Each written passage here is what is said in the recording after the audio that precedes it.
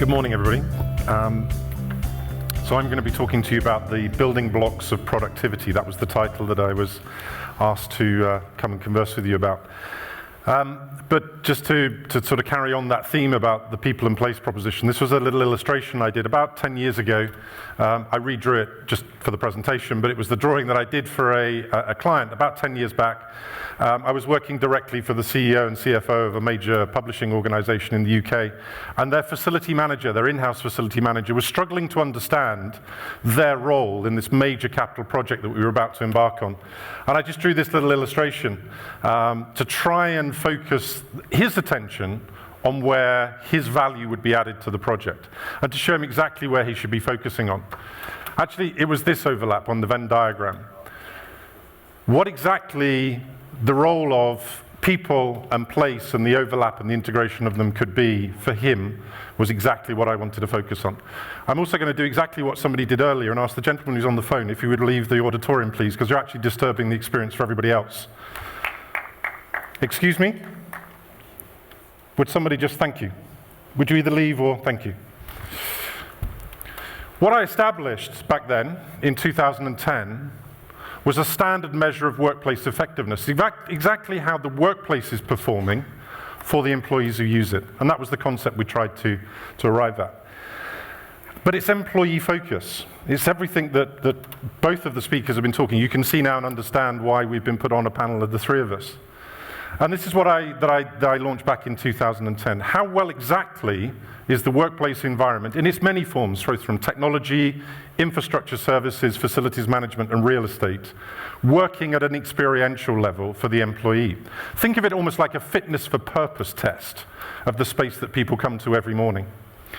In the time since, we've measured the workplace experience of 256,000 employees. That will hit 260,000 employees by the end of this week. And that's around 2,000 workplaces across 56 countries. Our tool is available in 30+ languages. But let's be really, really clear. We do not measure productivity. And the P word is much discussed at facilities management and real estate conferences right now. But I would absolutely, really, really stress, I don't believe it's possible for us as an industry to measure employee productivity. Our clients that we are working for are best placed to do that. The measure in a law firm is totally different to the measure in a publishing practice, in an insurance practice, or any other organization. So let the organizations use their own productivity measures to measure the productivity of the employees. But we can ask one simple question. How much do you agree or disagree with the following statement? My workplace enables me to work productively. That is a transferable question that you can ask anybody in any organization. And to date, across that database, just 57% of employees can agree with that statement. That's like taking a line round about here in the audience and saying everybody there can work productively. Everybody here cannot agree with that statement. Now, we're not saying that you can't work productively and that you're not working every morning when you arrive at work. But what we are saying for these people in the audience is that the workplace is not proactively supporting their ability to do the job they're employed to do. For 1 in 3 UK workplaces, less than 50% of the respondents who reply to a survey can agree with that statement. And we see that as a gross waste of corporate real estate asset and everything inside it. It's also a huge waste, to Nick's point, of the employee assets. We employ employees because, how many organizations have talent management strategies? So they're out there deploying these strategies to attract the talent, but they're attracting them to workplaces that don't support them doing the very job that they've been recruited to do. That's a colossal waste. The Well Building Institute have also now recognized and are working with us on that data because they recognize that actually, if we're talking about wellness, we need to start talking about one other subject around the wellness arena, which is mental wellness. Think about the impact on an employee who wakes up in the morning and commutes to a corporate workplace in the sure and certain knowledge that when they arrive there, the infrastructure doesn't support them doing the job they're employed to do. Yet they will be measured on an outcomes basis regularly, perhaps appraised every year, on their ability to contribute. And the infrastructure is not supporting them. It's all of those speed humps that you saw in Nick's presentation that are stopping people doing the job, the very job they're employed to do. So measuring things, you all measure things, we've been hearing about it yesterday, hearing about it this morning already, measuring lots of things, but I would profess that you should be measuring the right things, and those need to be identified very clearly within your organization. And I'm just going to give you a tiniest of illustration of what I mean by measuring the right things. Think of a design brief. And I'm just going to take one tiniest element of a typical workplace design brief, and I'm going to use the illustration of a 6-person meeting room. I would put a very crisp €50 note on, if you issued this as a design brief to an average furniture supplier, the average architect, the average space planner, the average facility management provider, this is the sort of solution that would come back in answer to your design brief. A rectangular room with a rectangular table with 6 chairs. It answers the brief. Right? It's a 6-person meeting room. There's nothing wrong with that, perceptually. But of course, then what happens is your technology colleagues sling a big fat screen on the end wall. And you start to wonder and worry about the spatial efficiency of that room. And if 6 people were to sit in it, whilst you might feel slightly okay traveling back this evening or tomorrow on your flights to wherever you are, rubbing shoulders with somebody you've never met before on a budget airline, you don't like sitting quite that closely to colleagues in your corporate workplace. Put whiteboards on either wall and maybe some overnight wheelie bags in the corner, and I virtually guarantee that what will happen is, number one, nobody ever sits in the end seat because the screen is behind them. But number 2, typically just 3 people would be booking that room. Now, there's some basic environmental psychology that was missed when the brief for a 6-person meeting room was issued, that we don't like working that closely to people. We need a bit of space. If we've got a laptop, a notepad, a coffee, we need space around that table. Now, if you're then measuring the utilization of that space, and I would say most organizations that we work with in some form are conducting utilization studies, 50% utilization doesn't look that good if you're presenting that back up to an executive leader. And pressure will certainly come, typically, to reorganize those rooms. We've seen it continuously.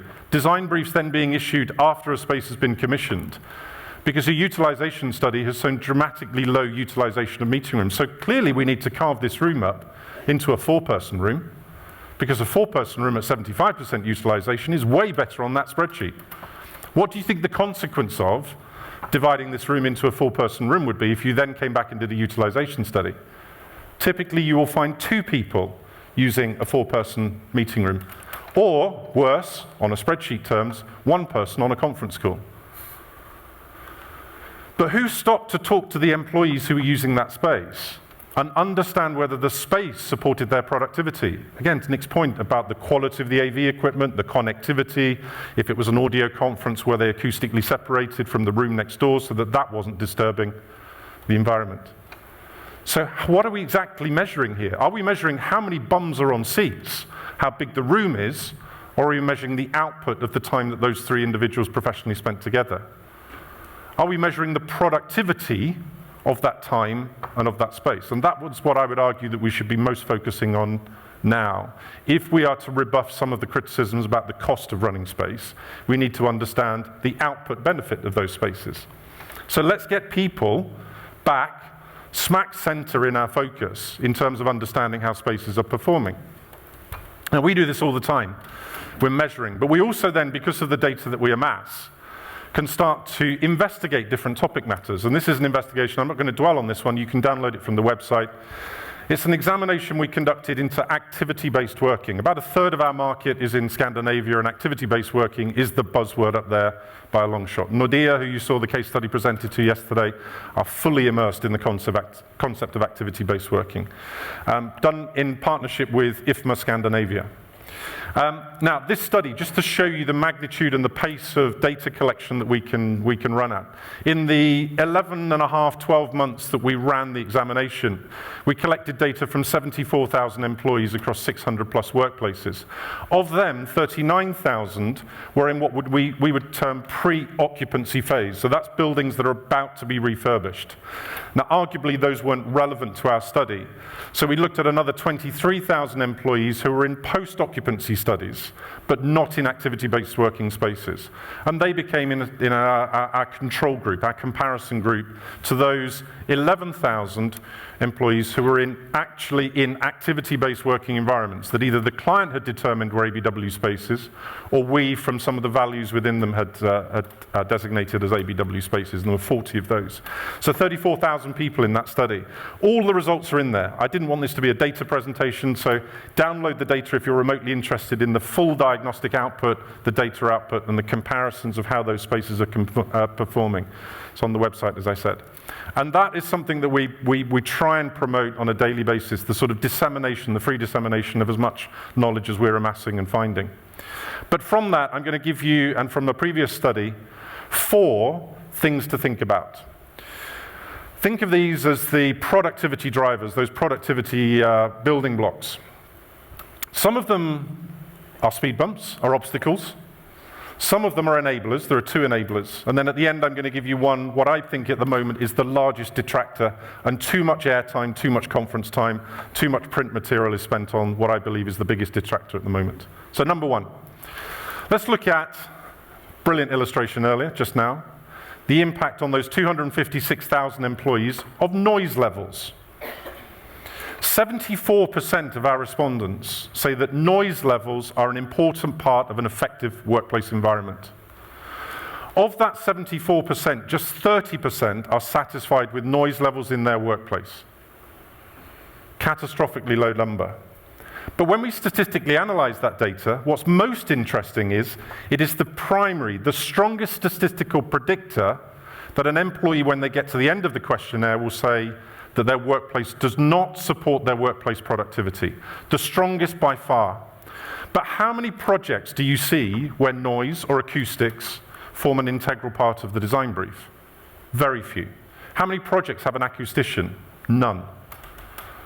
How many projects have an architect appointed who spent anything more than about 1 seminar at university studying the impact of acoustics on employees in a workplace? So if you want to understand the biggest obstacle to workplace performance, workplace optimization, workplace productivity, understand the impact of noise in your workplace. Now this is where it gets a little bit more complicated, because by noise, do not assume that we mean that all those spaces are too noisy. It may be that they're quiet, and somebody with an annoying ringtone, or somebody who's just had their nails done and is tapping away on a noisy keyboard, is the thing that is most disturbing everybody around them. It might be a lift pinging. It might be a door where the hinge is just slightly off angle and clangs every time it closes. Those are noises, those are disturbances. That's what people are criticizing. So do not assume that we're just saying that these spaces are noisy. Okay, so flip end of that, the opposite end, is your biggest actuator, your biggest lever that you can pull to improve productivity. The strongest by a long way, and I'm going to go into a little bit more detail on this, is variety of different types of workspace as a physical feature of your office environment. But only 36% of employees currently see that as an important factor in their workplace environment. So it's your little secret agenda. It's the one thing, and I'll go into some detail, to show you how you can most optimize your space. This came out of a simple exercise we did by dividing the data into 3 simple data groups based on where employees tell us they're working when they're in the workplace. A private or shared enclosed space, number 1. Number 2, an allocated open plan space. And then 3rd section, a flexible or non-allocated open plan workstation. But what we spotted was something in section 3 there that was happening. So we actually divided section 3 into 2 subsections. So we had 4 data groups to examine. Of those people with flexible or non-allocated open plan workstations, we looked at those who were satisfied with the variety of different types of workspace in their office, and those who were dissatisfied or who didn't recognize the benefit and value to them of variety, and created those as 2 subgroups of that 3rd section. Now on this chart, concentrate on the column above my head now. This is the productivity column, the productivity agreement column. And the first line there, that data group that have a private or shared enclosed office, got a 68% productivity agreement. If we overlay then those at an allocated open plan workstation or a cubicle, we can see a significant drop in the productivity agreement. The only area where there is an improvement on a private or shared enclosed office is over here on sense of community. If we then impose over that those people with an allocated open plan those in a flexible open plan workplace, but that group that did not recognize the value or who were dissatisfied with variety, we can see that it bottoms out on everything but the last indicator over on the side there where it talks about pride. So, if you currently have employees in extensively cellular accommodation, and you are under pressure to move them out into open plan accommodation, the worst thing you could do is give them a flexible workplace environment based on that data. But giving them a flexible open plan desk environment is also potentially the best thing you could do for them if you give them a variety of different other settings to go and find. And you can see the immense difference there between those with open plan, flexible workplaces where variety meets with their satisfaction versus those not. 45 to 74% difference. Now, let's not confuse flexible with activity-based working. Flexible basically is people who turn up in the morning and scrum for the best desk that they can find. It's a sea of desks, they're just not allocated. Flexible with variety is getting close to what we might define as activity-based working. We have 21 activities that we ask people to tell us what they do within the workplace. And this gives us number 3 on our actuator, on our indicators of building blocks for productivity. You can play with those 21 activities. You can see them, they're on the website. We have a demo survey. There's no IP protection for us in terms of the questionnaire technique. So if you want to understand those 21 activities, just go to the website and look through the first page. But here is the prime indicator. The number of activities selected by an employee when they go through the questionnaire is immensely important. Now what we can do is divide them up into these 4 groups.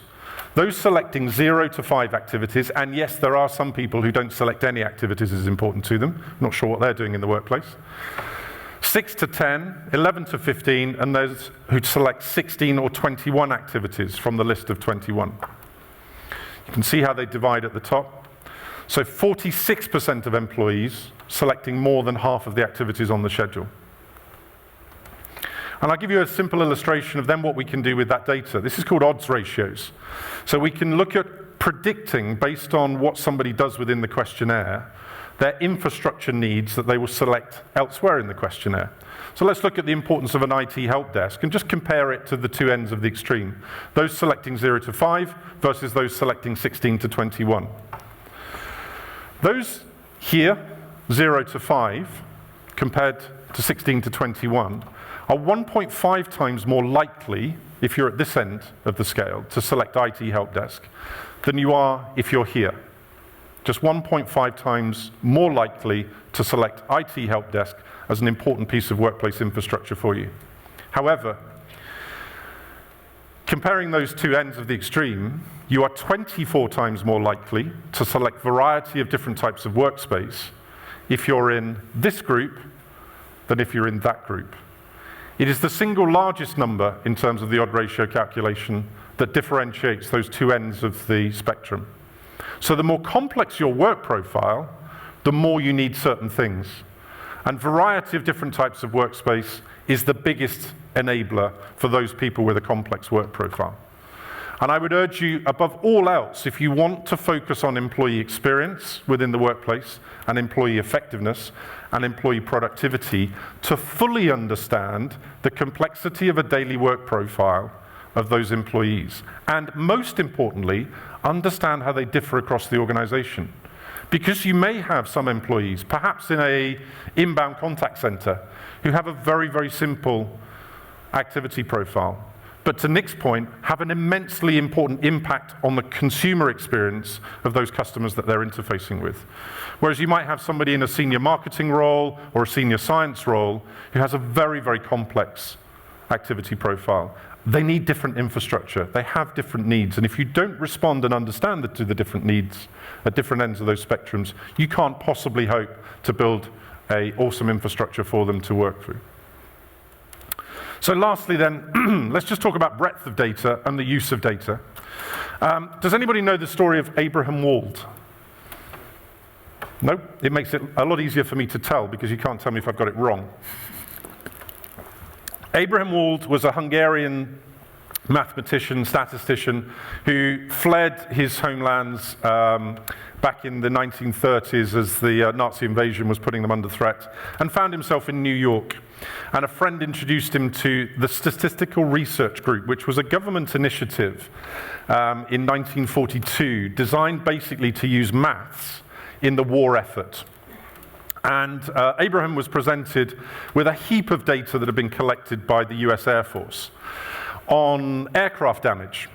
And the US was suffering a bit of a problem. It was losing more aircrafts than it wanted to. And so what it was doing as those aircrafts touched down were very, very accurately recording where those aircraft were damaged in battle. And so presented with this information, the US Air Force had said, we need to reinforce these aircraft. We need to add additional armaments protection to this aircraft. But if we put it everywhere where we see the damage, the aircraft will be too damned heavy to get off the ground, so that doesn't really work. So basically what they did was lumped all of this data with the Statistical Research Group and said, tell us where we should put more protection and tell us where maybe we can get away with putting less protection. And they were totally focused on the red dots, all those areas where they saw gun damage. Abraham Wald immediately said, we've got a little bit of a problem here. We're missing a whole load of data. Because the armor doesn't go where the bullet holes are, it actually goes where the bullet holes aren't. Because there was something happening here, those aircraft were returning. And that was the data that was being measured. There were a whole load of aircraft that were at the bottom of the ocean. Where we needed to understand, or what we needed to understand, was where the gun damage was to the aircraft that didn't make it home. And that's what I really want you to think about in terms of the data that you're collecting. Collect data. Data is imperative. As Nick said, I totally agree that you need as much data as you can get your hands on. But please make sure that you're looking at the right data in the right way, and that you understand the validity of things, simple things like sample size. In the parallel stream over there, there's a whole load of academics that will have heaps of typography at the bottom of here, listing sample sizes and sources, okay? We don't need to do that in this stream.